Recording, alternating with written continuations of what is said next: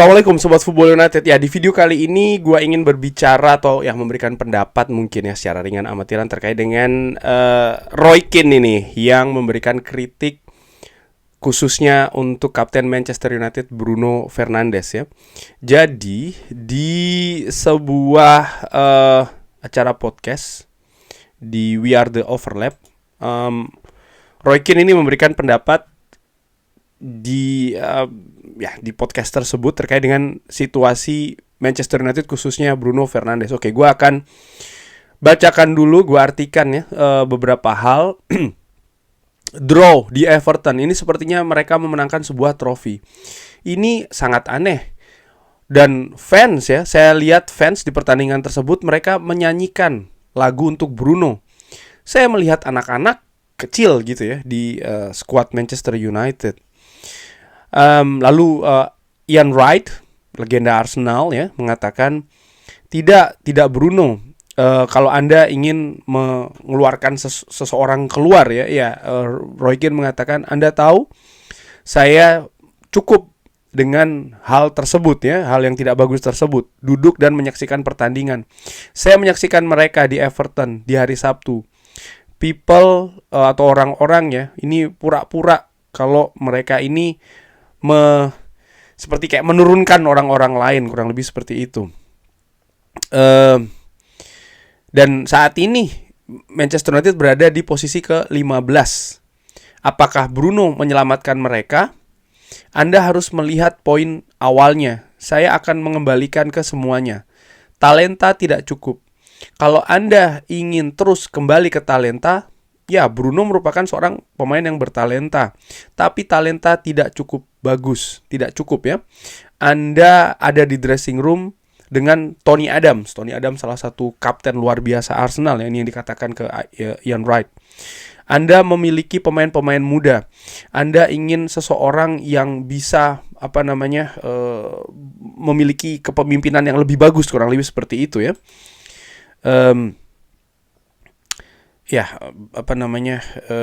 Itu merupakan kritikan yang dilakukan oleh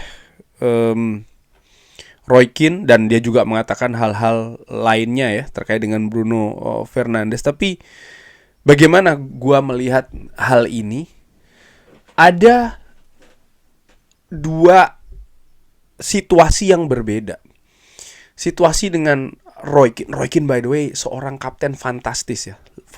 Salah satu kapten terbaik di Manchester United sepanjang gua menyaksikan Manchester United. Ada Eric Cantona, ada Roy Keane, ada Nemanja Vidic ya. Dan kapten-kapten lain, Gary Neville menurut gue juga memiliki leadership yang bagus. Ada banyak. Tapi juga menurut gue harus dilihat konteksnya. Gue memang berada pada posisi membela pemain, dan gue akan selalu seperti itu selama pemain Manchester United mereka tidak menunjukkan tanda-tanda ataupun gestur ingin keluar dari klub ini. Mereka masih tetap ingin berjuang di klub ini. Mungkin ada performa yang bagus, tidak bagus. Buat gue itu dinamikanya, dan gue akan melindungi dalam tanda kutip pemain-pemain tersebut. Sama juga dengan Bruno Fernandes. Gue menilai penampilan Bruno Fernandes selama musim-musim setelah dia didatangkan ke Manchester United periodenya Ole Gunnar Solskjaer, periode dari Ralf Rangnick, Erik ten Hag, dan sekarang ke Ruben Amorim ya. Menurut gue Bruno Fernandes di atas lapangan memiliki peran yang sangat luar biasa, kontribusi di permainan. Gue tidak perlu jadi dari angka-angka statistik ya, data, kontribusi, rating pemain. Ya mungkin ada yang mengatakan ya dia tapi tampil tidak konsisten segala macam. Ya itu mungkin pendapat masing-masing, bebas-bebas aja. Tapi dari yang pendapat-pendapat tersebut, menurut gue garis tengahnya adalah hal yang bisa dianggap sebagai sesuatu yang lebih objektif adalah ya berupa angka-angka, dan angka-angkanya menurut gue menunjukkan sesuatu yang sangat positif. Bagaimana dia juga memiliki ketersediaan dimainkan dengan jumlah menit bermain yang sangat tinggi, absennya sangat jarang. Menurut gue sesuatu yang bahkan gue berpikir kalau seandainya saat ini, sebut saja seperti itu, Bruno Fernandes tidak berada di Manchester United, Amat cedera. Dua pemain ini merupakan pemain dengan kontribusi gol ke Manchester United, gol dan juga assist yang tinggi, paling tinggi. Tanpa kedua pemain ini, ya lihat saja di dua pertandingan terakhir Manchester United, pertandingan di mana pertandingan demi pertandingan ini sangat penting menentukan posisi Manchester United supaya tidak lebih melorot lagi mendekati zona degradasi. Dan ya, kalau dia berbicara ataupun Roy Keane berbicara terkait dengan leadership kapten, kualitas kapten yang dia diinginkan. Ya, gue juga sempat ada hal-hal yang gue kecewa dengan Bruno Fernandes. Hal-hal misalnya ya, gue ingat betul ketika Manchester United kalah menghadapi Liverpool dengan skor yang sangat telak sekali di Anfield. Bukan attitude, gestur dari Bruno Fernandes ya, nggak banget menurut gue. Lalu ada juga rasa-rasa frustrasi, emosi yang berlebihan yang ditunjukkan di atas lapangan. Ya, menurut gue ada beberapa momentum situasi dia berlebihan. Tapi gue melihat lagi, ya mungkin inilah karakter Bruno Fernandes yang menurut gue sangat tidak apple to apple kalau Roy Keane membandingkan dengan situasi di zamannya. Situasi di zaman Roy Keane, Manchester United jauh lebih solid. Mereka memiliki manajer yang luar biasa dengan kemampuan manajerial ya, leadership, man-to-man management yang sangat solid kualitasnya. Sir Alex Ferguson. Lalu Roy Keane di skuad Manchester United ya juga memiliki pilar-pilar lain. Pilar-pilar lain artinya pemain-pemain yang juga memiliki kemampuan leadership yang juga bagus. Lalu, dan ini sebenarnya bukan di periode Roy Keane saja sih, tapi periode sepanjang bersama dengan Sir Alex Ferguson kurang lebih seperti itu. Lalu dia juga memiliki manajemen dengan kualitas kualitas football management juga yang lebih bagus dibanding dengan periode 10 tahun terakhir inilah bagi Manchester United. Jadi ada banyak pilar-pilar, ada banyak fondasi-fondasi yang membuat situasi itu lebih kondusif, lebih positif. Sehingga bisa ya melahirkan dalam tanda kutip kapten-kapten juga dengan kualitas yang bagus. Ya, gue juga paham betul bahwa kapten ini memiliki sesuatu yang natural ya, leadership yang natural. Yes, tapi jangan lupa surrounding, lingkungan, sekeliling ini juga memegang peranan yang penting. Dan itu tidak berada di Manchester United dalam berapa tahun terakhir. Coba bayangkan, kapten dari Manchester United ya, sebelum Bruno Fernandes, siapa? Harry Maguire. Yang dimana menurut gue bukan sesuatu hal yang mengundang pertanyaan. Harry Maguire bisa menjadi kapten di Manchester United. Kalau gue panjangkan lagi sebelum Harry Maguire, siapa yang menjadi? Ashley Young. Sebelumnya siapa? Antonio Valencia. Sebelumnya siapa? Michael Carrick. Sebelumnya siapa? Wayne Rooney. Sebelumnya siapa? Nemanja Vidic.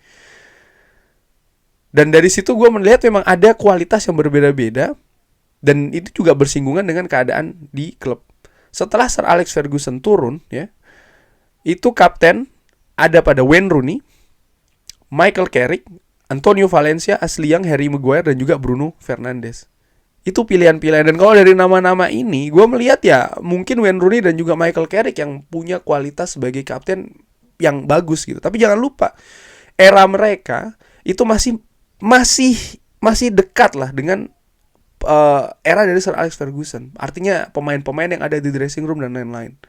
Saat ini di dressing room Manchester United, kalau memang Roy Keane mengatakan bahwa dia dipertanyakan sebagai kapten ya, Bruno Fernandes, lalu siapa?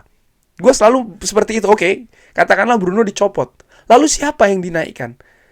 Ketika pemain A, gue selalu seperti itu untuk melihat sebuah solusi ya. Ketika ada pemain A, B, C, dijual saja. Itu solusi baru setengah. Siapa yang didatangkan selanjutnya? Itu kan solusi lainnya juga. Nggak bisa bahwa solusi itu bahwa selesai ketika pemain itu ataupun pelatih itu bahkan sudah tidak ada berada lagi di Manchester United. Nggak, menurut gue itu tidak komprehensif. Sama seperti kapten Manchester United saat ini. Bruno katakanlah disingkirkan. Lalu siapa?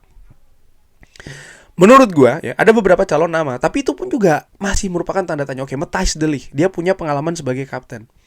Tapi dengan periode dia berada di Manchester United, apakah sudah cukup? Karena kapten di Manchester United ini merupakan salah satu representatif penting ya dari klub, tidak hanya di dressing room, tidak hanya di atas lapangan, tapi juga di luar klub, tapi juga bersama dengan staff-staff lainnya ya.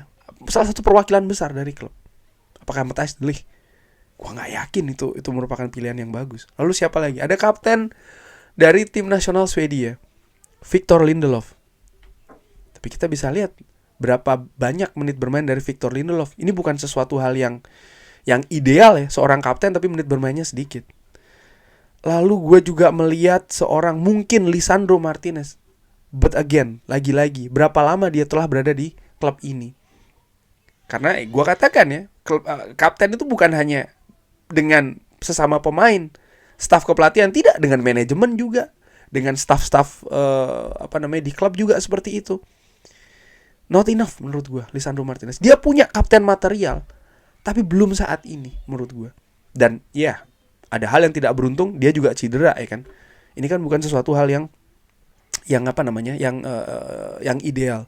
Harry Maguire ketika jadi kapten, tidak cukup beban yang ditanggung sama dia, sehingga mempengaruhi penampilan. Lalu siapa lagi menurut gue? Casemiro, Christian Eriksen, yang punya kapten material sebenarnya, tapi bagaimana menit bermain dari mereka? Tidak cukup banyak, tidak ideal. Menurut gue kapten harus juga sering bermain ya, karena bagaimana mungkin kapten tapi tidak memiliki menit bermain yang banyak. Dan harus ada perimbangan juga dilihat dari kualitas kontribusi ke permainan. Dan dari situ, ya menurut gue tidak melihat sosok yang lain selain Bruno Fernandes saat ini di skuad. Oleh karena itulah gue menilai bahwa pendapat dari Roy Keane tidak sepenuhnya salah ya, karena Roy Keane memiliki standar yang sangat tinggi dengan apa yang terjadi di eranya. Yang sayangnya standar tersebut terjun bebas di Manchester United, khususnya di skuad Manchester United saat ini. Dan ini merupakan kontradiktif yang sangat jauh sekali. Gue juga merasakan frustrasi dari seorang legenda Roy Keane melihat keadaan Manchester United saat ini.